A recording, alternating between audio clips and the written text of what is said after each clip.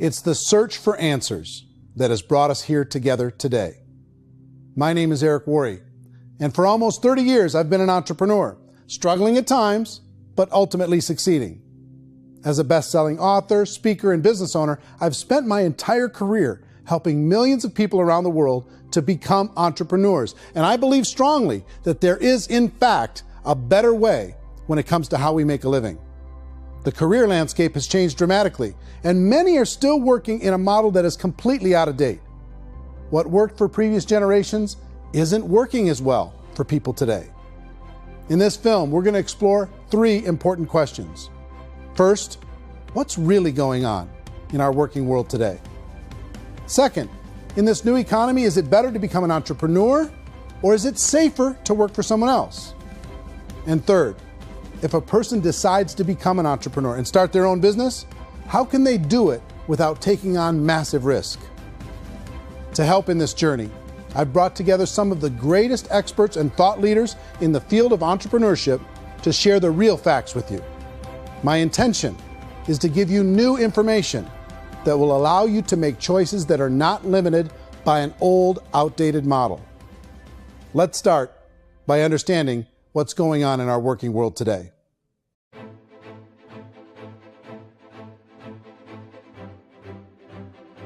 Let's look at unemployment. 30–40% of the people are honestly not working, but would be working. What our government does is if you haven't found a job in 6 months, we don't call you unemployed. We pretend you dropped out of the labor force. I've often said that unemployment, particularly structural unemployment, that's unemployment due to technological changes, is the first sign of economic growth. Think of it, 10 people live on an island. They go out every day and fish. One day, new technology shows up. A missionary brings them a net. Now, using the net, one pilots the boat, one throws the net. 2 fishermen can do all the work 10 used to. That's a 500% increase in productivity, 2 doing the work of 10, in one day. You don't have to learn a lot to learn how to throw a net instead of throw a fishing line. The island's got a big problem, 80% unemployment. But the island still has all the wealth of the fish because the 2 people produce as much fish as 10 did. Now, of course, looking back in history, these changes used to take thousands of years. And during that time, we went into farming and transportation. Some of us became doctors and some teachers and lawyers, and we developed all these new professions and new manufacturing jobs.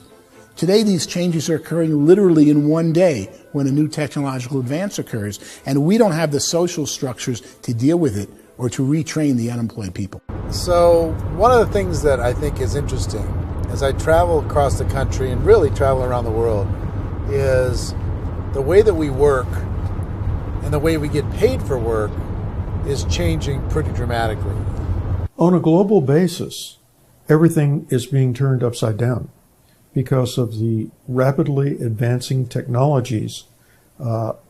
They are eliminating many jobs, and we have been left with many people not prepared for the jobs that exist. A lot of demand in public companies was to squeeze out all the fat and to get just as much margin as we possibly could, and fat equals humans. So this idea of job security in information age is so obsolete, but it's still taught inside our school system, and that's where the problem starts. There's no financial education in school system, and people are still trained to be employees to work for that paycheck. This is a chart on the middle class. What's happening in the middle class, those that went to school, their incomes have been coming down for years. And parents still say to their kids, go to school, get a job. Now what happens to all those middle class people who are dropping off the ends of the chart? Well, they become what's called working poor. And this is what happens to working poor. But they say poverty is ending. Well, poverty may be ending, but working poverty is going up. And this is food stamp usage.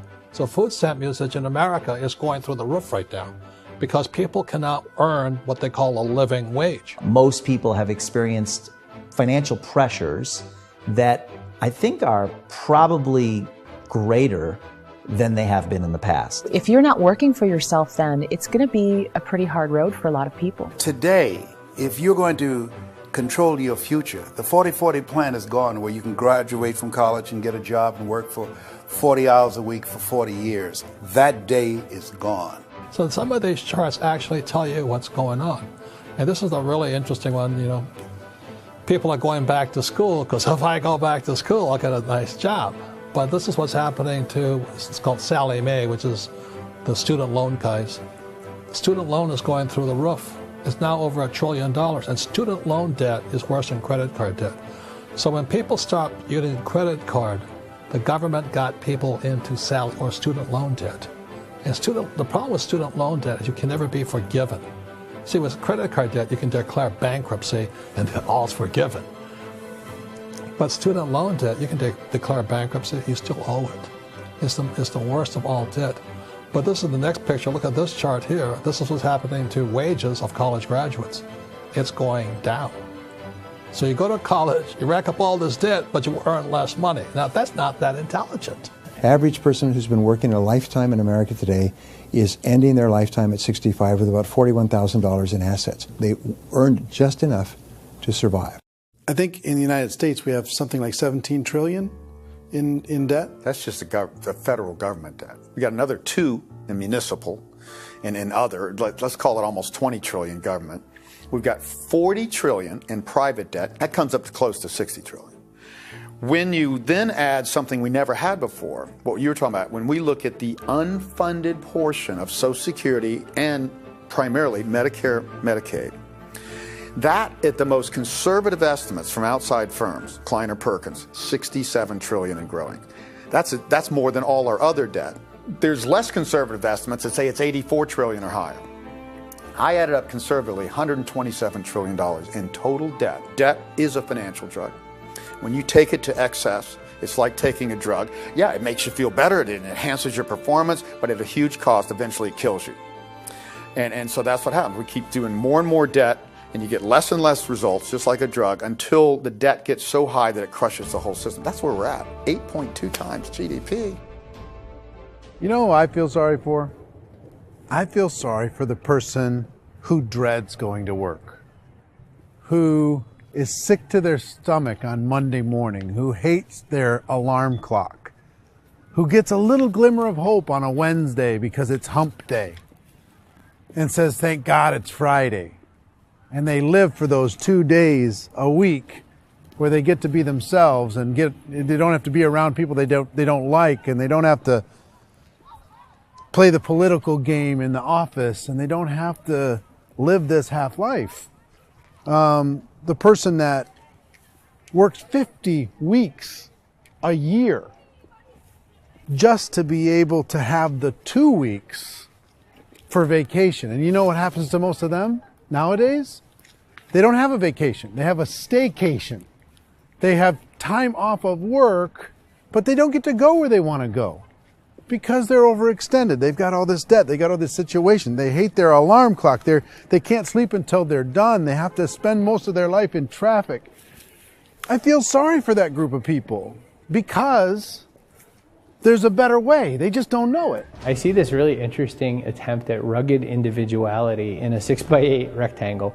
And I feel like you're all the same, except for the little push pins of the pictures. There's different pictures. Yours is named Jenny and his is named Sujara, but it's the same people. And this is how they are, and they're just like the zombies, and there's no joy in there, there's no fun. There's always like the wacky woman who decorates her cubicle, and that's the most she can do there. You got to give her credits, right? The wacky cubicle woman. The basis for their life is worry. I'm worried, you know, maybe I'll get fired. I'm worried maybe my company will go out of business. I'm worried I can't keep spinning the plates on paying the bills. I'm worried about how do I send my kids to college. I'm worried, what if the transmission of my car breaks? That's, you know, 2 or 3, I can't fix it.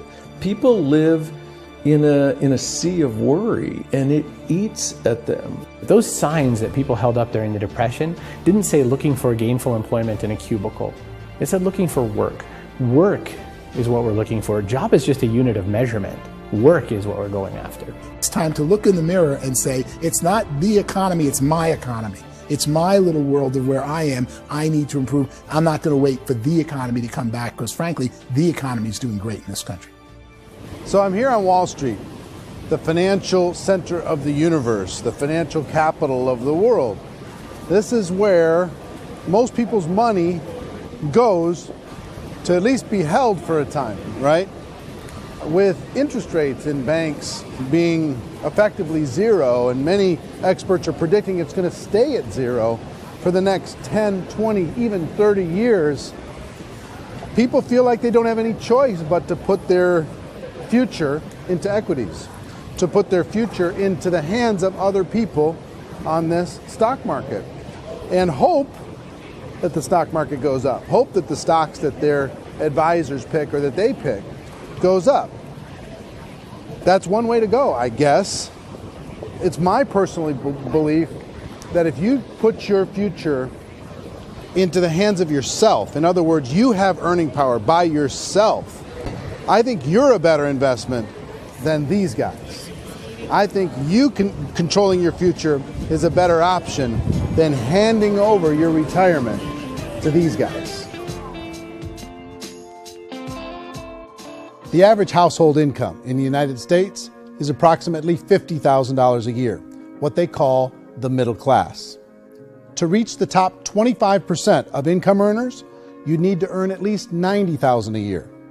To reach the top 10% would be a household income of $140,000, the top 5%, $190,000, and to be in the top 1%, you'd need a combined household income of at least $380,000 a year. So here's the question. What do you think would give you the best chance to move up and get to the top 10%, the top 5%, the top 1% or beyond? In my opinion, and in the opinion of many, many experts, the answer is to become an entrepreneur, to become your own boss.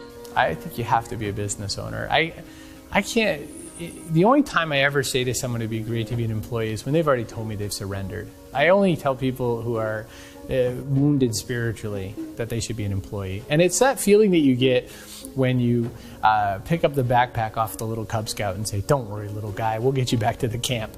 You know, it is in no way a kindness when I tell someone they'd be a great employee. The other status symbol really increasingly is lifestyle. And people can own their own business, maybe even work out of their house. That, I tell you, people admire that. Like, gosh, I wish I could do that. The spirit of the entrepreneur is to be a risk taker and to be resourceful and unstoppable and to have a vision of yourself beyond where you are and not willing to settle for life as it is. Think about the great entrepreneurs. They're visionary. They have heart. They're willing to do today what others won't so they can do tomorrow what others can't. Personally, I don't think of the new economy, the old economy. I create my own economy. The entrepreneur's in control. I decide what the economy is going to be like. In the world of entrepreneurship, there are no limits. You can make as much as you want, depending on how much you want to work and how smart you are and how great a team you put together. There's no more lifetime rewarding business than being an entrepreneur. Why in America, where anyone could be anything, would people want to give up their freedom and become effectively a modern-day slave, told shut up and be here every morning at 7:30, leave at 5:30, and do what I tell you? If people decide to become an entrepreneur and work for themselves, they have some traditional options, but they're riskier than you might think. Any kind of a retail business, retail build-outs, is extremely expensive. Even just these small little yogurt stores where they're putting little yogurt machines and you get all the different flavors, you're spending $200,000, $300,000, $400,000 to open a yogurt shop. I would love to buy a Dunkin' Donuts, but it's $500,000 or so to start. I don't quite have that just-in-case money. Risking lose it all, and most guys do 2 or 3 times, and even big guys like Branson, because I'm such a fan of his, half his companies don't work. If you make $1 million, your problems are going to go. If you make $1 billion, your problems are really going to go.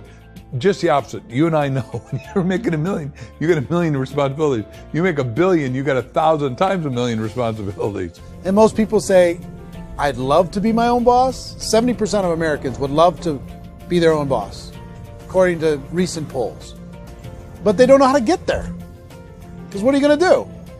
One, you could buy an existing business. If somebody's selling an existing business, you have to ask why. Usually because it's probably hard. It's probably not making as much money as they hope. 2, they could buy a franchise. A little less risk, proven system, but it's expensive to be able to do that. 3, they could start something from scratch. And that's where a lot of people feel like, I don't have the chops to do it. I don't have the money. I don't have the product idea. I don't have the expertise. I don't have whatever it's going to take to be able to get there, and I can't risk my family to do it. So, 4th, they could become an investor. A lot of people in this town invest to try and figure out a way, but you got to be pretty smart with that game too, right? Venture capitalists, who are the very best and most sophisticated in investing in new breakthrough businesses, make it on 1 out of 11. That means 10 out of 11 are mediocre or fail. Most of them fail. That's the risk there. An angel investor is lucky to get 1 out of 15 or 20. A business is a team sport.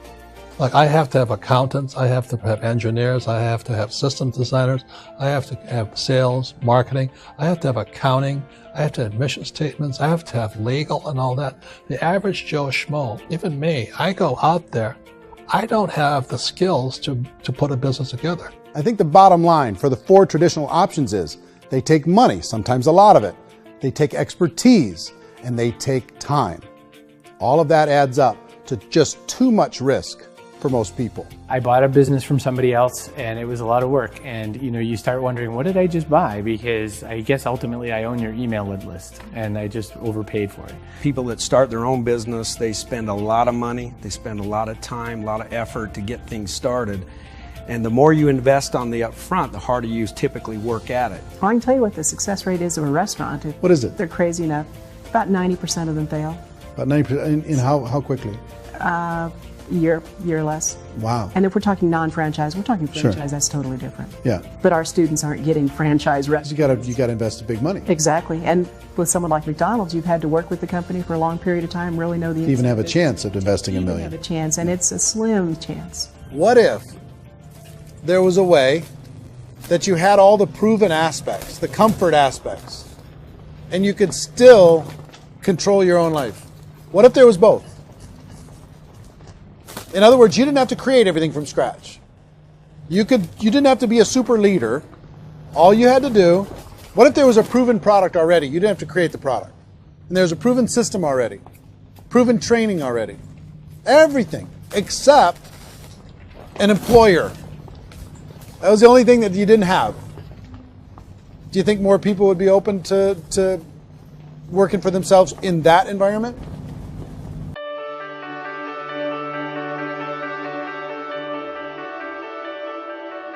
In our search for a better way to make a living, we've come to the conclusion that becoming an entrepreneur is actually safer than being an employee.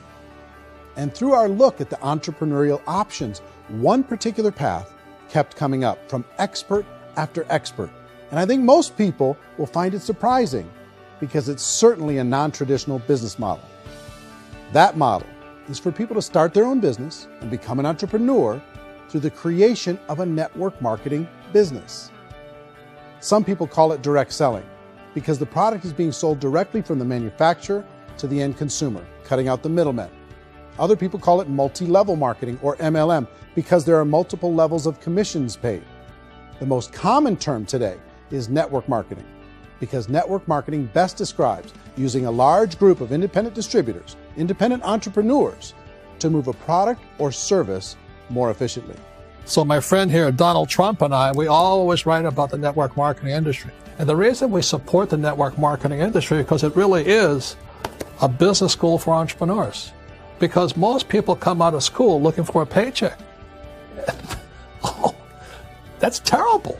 I would go into network marketing like that. I think if it didn't exist, we should invent it. It is that good. I think direct selling is a great way to do business today. It's very easy to get into that industry, and you can be self-employed, be, in effect, an entrepreneur. When we see multi-billionaires adding network marketing companies to their portfolio of companies, that would be a clue. When we see people who are very famous authors and very famous business people endorsing the industry, that would be a clue. These network marketing companies aren't $50 million companies. They're billions and billions of dollars. They lead the stock market. They're major companies. When we're going to get it? You know, and you're going to school to work for a paycheck. But if you want to be rich, be an entrepreneur. And network marketing gives you the spirit to be an entrepreneur. A traditional company will spend up to 50% of their total revenue on marketing. Network marketing companies use a different approach. Instead of having all that extensive marketing expense, they utilize a network of independent distributors to do the marketing for them. Now, why do they do this? First, because word-of-mouth advertising is so much more effective today than traditional media advertising. Second, some products need to be explained or demonstrated and an independent salesperson can do that more effectively than an ad campaign. Third, it's completely efficient. The company only pays for the marketing of their product if a sale happens and not before. Imagine if Amazon allowed you to become an independent distributor and paid out 40% of its revenue to that distributor group. All you had to do as a distributor was recommend a product, and if a person bought it on Amazon, Amazon would take care of all the logistics, and you'd get paid for bringing the customer. Now imagine you got paid for every purchase that customer made for the rest of their lives. Well, Amazon doesn't offer this option, but network marketing companies do. 85% of all buying decisions in our society are made as a result of word of mouth or reputation. We're recommending things to each other all the time. You know, who's your dentist? Who's your doctor? Who's your lawyer? What detergent, are you using? What legal system are you using? What product are you using? We're talking to each other about the things that we love anyway. When you go into a big box retailer, you're lucky if the clerk looks you in the eye, much less gives you any detailed or accurate information about what you're purchasing. So of course, this personal information, this education coming from a friend, a neighbor, a relative, or even a stranger, but one who has experience with the product is extraordinarily valuable. As a matter of fact, network marketing can educate consumers probably better than any other form of marketing. It certainly can do better than advertising, because advertising usually has a certain hype to it and you can only get limited information. So, network marketing trumps advertising. If you were a typical sales company and you wanted to sell $1 million a month worth of product, you might go find 100 superstar salespeople. The quota would be $10,000 a month. So network marketing as a distribution system just flips the numbers. So we use 10,000 happy, raving fans of a particular product, and we don't concern ourselves so much with how much product each one of them individually sells. If they sell just $100 or $200 a month, and there's 10,000 of them, you're selling $1 million to $2 million a month worth of product. And that's the best way I can explain how network marketing works. This is the marketing arm of the company. There's not money being wasted on bricks and mortar. There's not money being wasted on inventory that's sitting stagnant somewhere. There's not of employees standing around that don't have customers. These are people that are going to connect with customers. These companies allow people to become independent distributors for extremely low cost and with no minimum time or sales quota. Essentially, they own their own business and can provide as much or as little sales as they choose. In other words, the distributor gets all the benefits of traditional business ownership without the risk. The advantage of network marketing is the ease of entry, the low risk, and the low startup cost, because almost everything else has very high risk. You can get in for a minimal investment. You're buying into a system that's already been proven, products or services that have been proven to work. The keys to network marketing is providing an opportunity for the masses to get involved, providing an opportunity for the average person who doesn't have the resources to start their own business. All of this so far is fairly straightforward, but network marketing offers another benefit, and it's this benefit that makes it so interesting for entrepreneurs. Network marketing allows a distributor to build their own network of other distributors and then compensates them on the sales created by that entire group. Direct selling is, at its base, very simple. It's the sale of a product or service to an individual on a face-to-face, one-on-one basis, just the way we're talking right now. But there's an important element as well, and that's the offering in conjunction with that sale of product, the offering of an opportunity for someone to make something of themselves. No matter what your social status is, no matter what language that you speak, I mean, look how many unbelievable people are becoming successful that speak every kind of language out there. What an awesome gift to give the world. Instead of having to work your way up in a system and prove that you could be a sales manager, they just decided everybody can be a sales manager. Everybody gets to build a sales team from day one. And so what that brought into the system of growth as a direct selling company is the concept of compounding or geometric progression. Because now you can actually grow sales force very quickly because everybody is enrolling people in their own sales force. People who are like, oh, this is weird, I'm building a sales team, or what do you think you do at a regular company? How do you think a regular company works? Network marketing is the only industry that doesn't say your past determines your future. It looks at your past and says, okay, now what can we train you to do so you can have a great future? Every other employer out there wants to exploit you for what you already know, not teach you something new. Network marketing has the potential to save the United States and the world because it's going to teach people not to be employees, but to be entrepreneurs.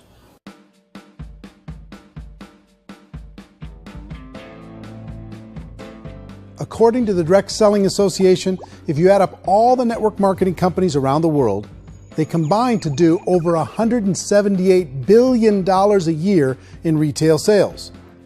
To give you an idea of how big that really is, the NFL, the National Football League, does approximately $9 billion a year. The music industry does a little more than $16 billion a year, and the movie industry does about $80 billion a year. Using a conservative average, network marketing companies pay their distributors about 40% of that $178 billion in the form of commissions, which adds up to more than $71 billion a year.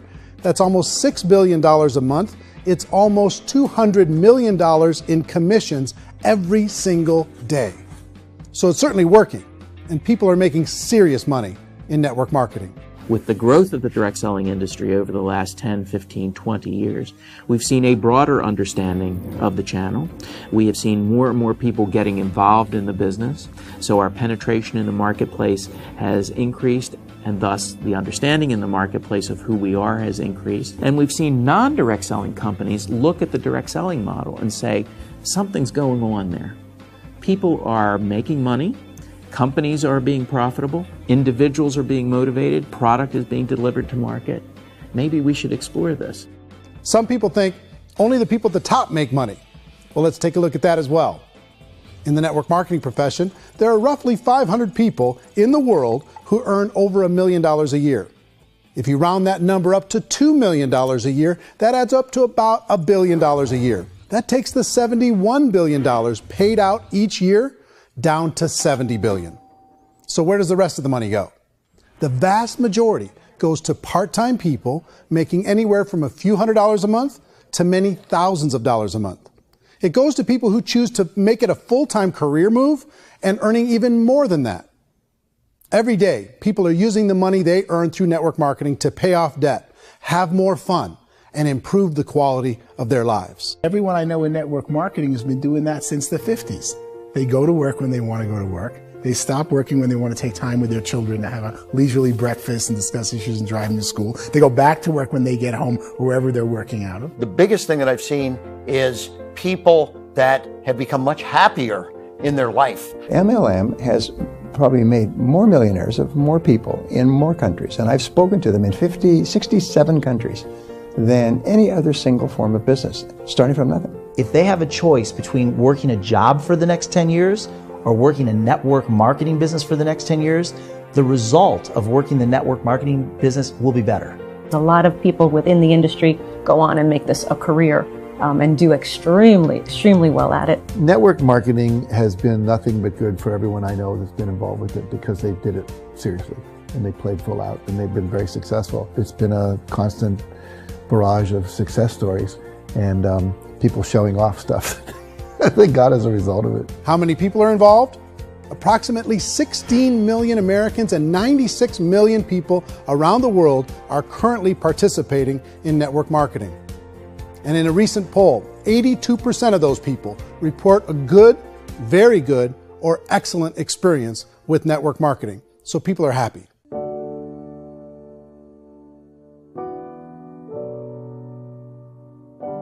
So I've taken a look at the network marketing profession and really tried to understand why so many people are confused as to the validity of this as a business. One is this pyramid shape. People get really messed up with this pyramid. Oh, it's one of those pyramid things. So I just think there are a lot of haters out there who really don't understand the industry and say, oh, it's a get-rich-quick scheme. It's a pyramid. Well, corporate America is a pyramid scheme. You know what I mean? It goes like this. You have thousands of MBAs, let's say working for Ford or General Motors or Coca-Cola.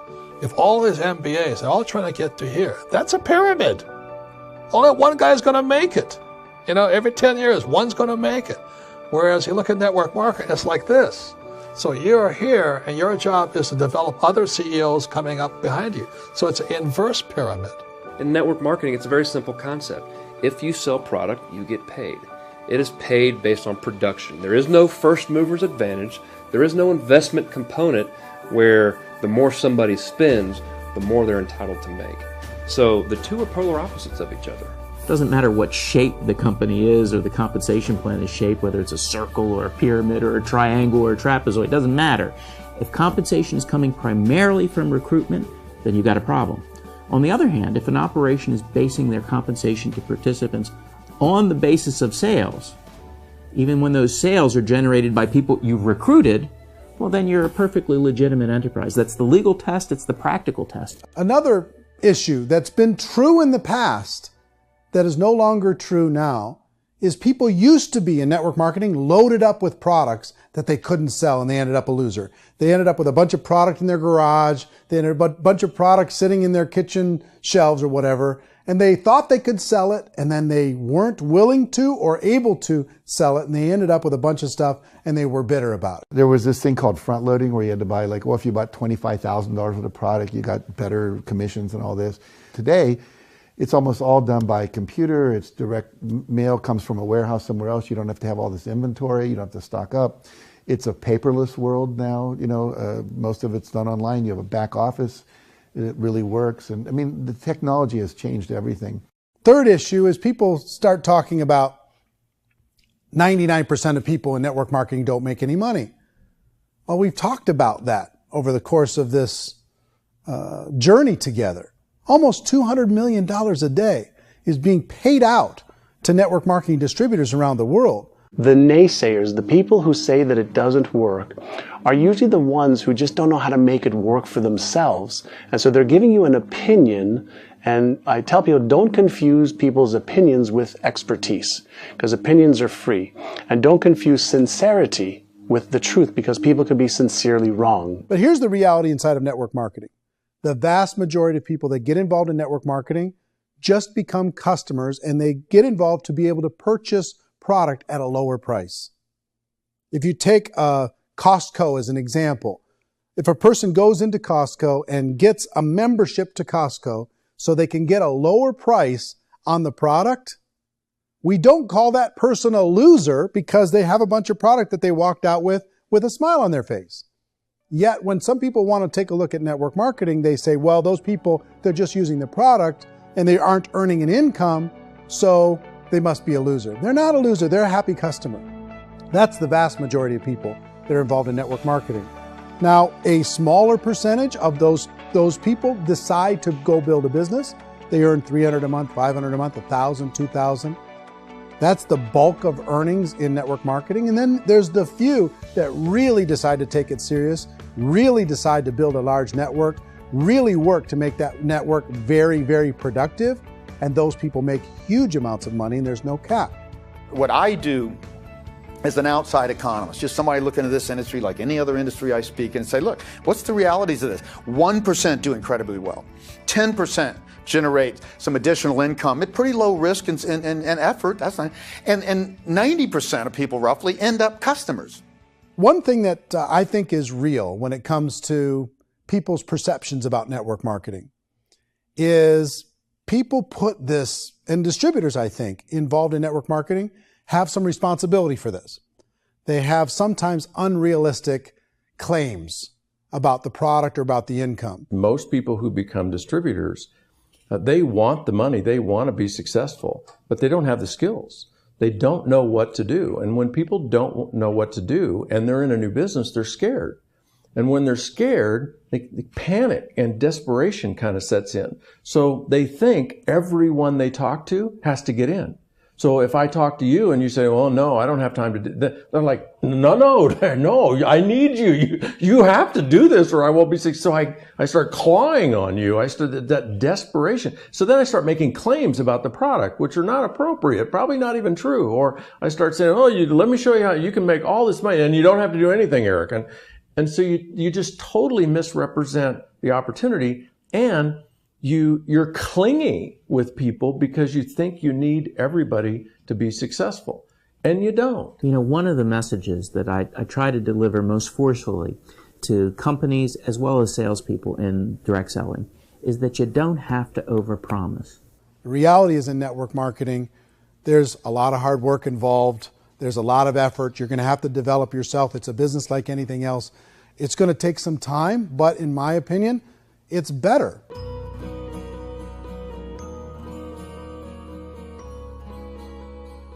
It's light years better for people starting today than it was even 5 years ago. I think it's more widely accepted now, and people understand it is a business. It is being an entrepreneur. It is being a business owner. Our belief system is based upon our evaluation of something, and frequently if we reevaluate a situation, our belief about that situation will change. The industry has changed and it's grown up. It's totally transformed. You've got young people today that have grown up with social media, and they understand networks. They understand how people are connected through technology, and they understand how money flows through those networks.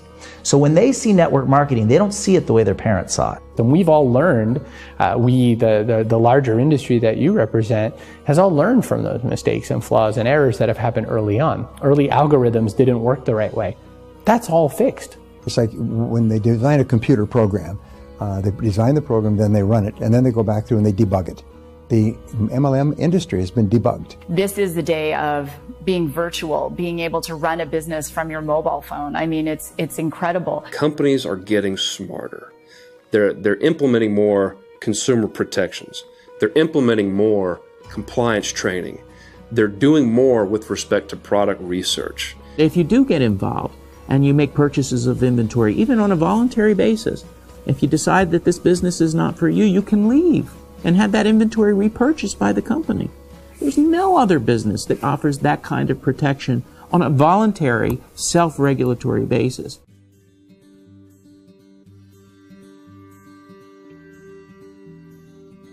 If you decide to look further into a network marketing business in order to generate more cash flow for your family, I would recommend reviewing the following 4 elements. First is the product or service. And on the product or service, I would ask 5 important questions. 1, do you like it? Is it something you would feel comfortable sharing with others? 2, is there a recognized need in the marketplace? It's hard to create a need if one isn't naturally there. 3rd, does the product meet that need? Does it solve a legitimate problem for consumers? And 4th, is it priced to sell? Can it compete in the marketplace? And 5th, is it priced for profit? Is there enough margin for the company and the distributor to be able to generate income for the long term? If you can answer the questions on the product to your satisfaction, the next element to consider is the company itself. Is it well run? Do you believe in the founders or the management team? Do you feel they have what it takes to go all the way? See, it doesn't matter how good the product is if the management can't take care of the company. Good management can change with the times. They can handle adversity. They can make good decisions. Make sure you choose a company that can serve you for a long time. The 3rd element to consider is the compensation plan. And with that, there are 3 important things to look at. First, a brand new person needs to be able to generate some money fairly quickly. It may be an obvious reason, but you can probably imagine the ripple effect of a distributor getting involved and having even a small victory fast. That can only help with the overall success of the organization. Second, a person should be able to develop a moderate part-time income in a reasonable period of time. As they develop their network and as their sales grow, they should be able to enjoy more benefits. And third, for the people who are really serious, for those who decide to really go pro in the network marketing profession, there should be the possibility to make a serious full-time income if they work hard and are committed to developing their skills. If you're comfortable with the product, the company, and the compensation plan, the last thing you should look at is the support that will be made available to you. Does the company have a website? Does it have a solid online reporting tool? Do they have comprehensive training available? Do they host events to help you build your business? If you decide to do this, what kind of a support system can you plug into? Choosing a network marketing company is a personal decision. But evaluating the 4 elements of product, company, compensation plan, and support is a great place to start. Is the company promising that you're going to get rich quick or that you can make a lot of money without a lot of effort? That's a red flag. Is there a product that you really believe in that you think can be sold? Or are you being told by salespeople or the person who's trying to recruit you or by the company itself that don't worry about the product, all you have to do is recruit other people into the business? Red flag, warning sign. If you're hearing that, take a second or even a third look. Get to know the customers, the products, the business, have some success, and see where the opportunities might take you to move up in the organization. You want to find out how concerned are they about my education, my training, and my development? Is there a space for me to grow? Most important question. Learn everything that you can about the product. Make sure it's something that you believe in, and learn everything you can about the industry and work that system. You have to be very passionate about whatever that company is doing. I would get involved. You can always test drive anything, the product, the service, the community, and then lean into it a bit. If it feels good, then lean into it a lot. Behind me is the Lincoln Memorial. And this is a place where Martin Luther King Jr. had his famous I Have a Dream speech. And at that speech, he talked about his dream for equality for everyone around the world. And that's a noble dream. But I think more people need to remember what it was like when they were kids and the dream was still alive in them. Before it got beaten out of them by reality, by this paycheck, by these responsibilities, and by having to live for this job to pay the bills. I think people need to remember that, go back to that. Once they know that there's a better way, I think their future is going to be much brighter. They can live a better life.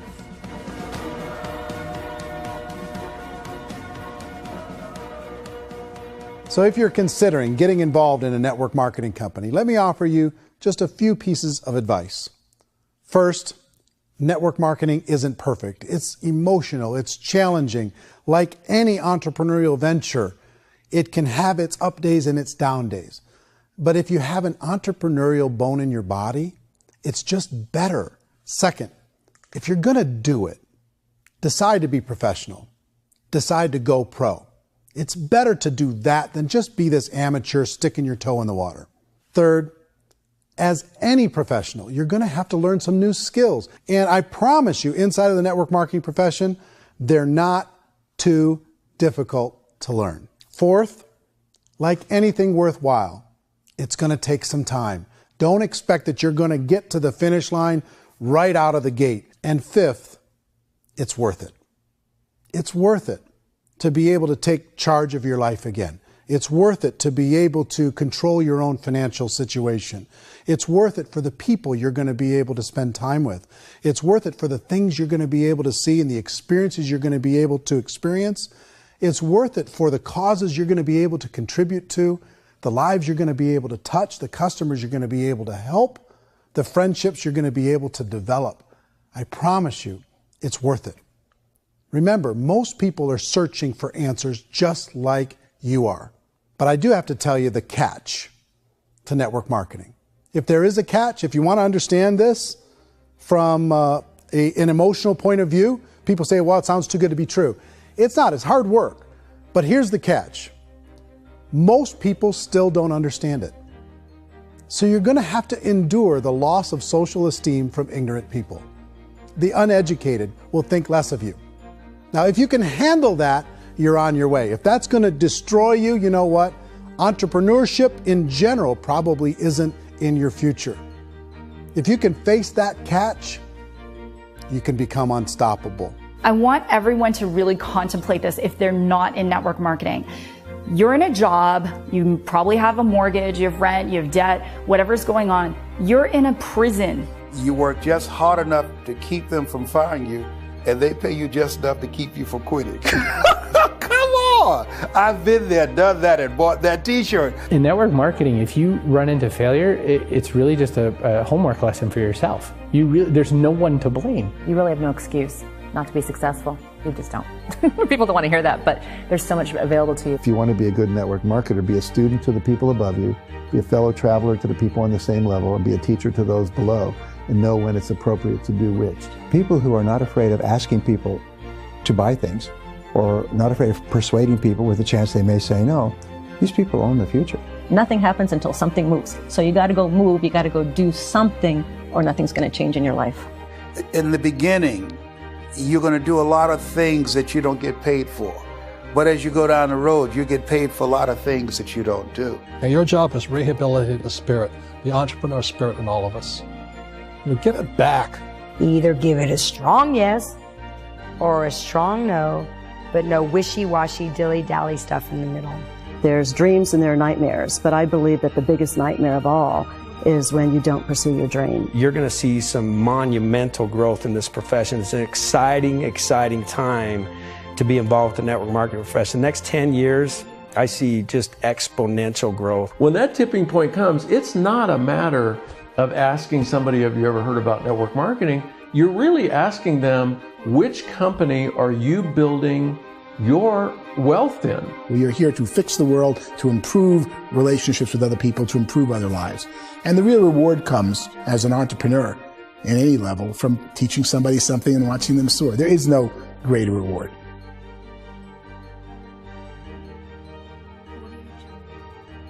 Life's too short to spend it living someone else's dream instead of your own. It's too short to spend it living at a fraction of your potential.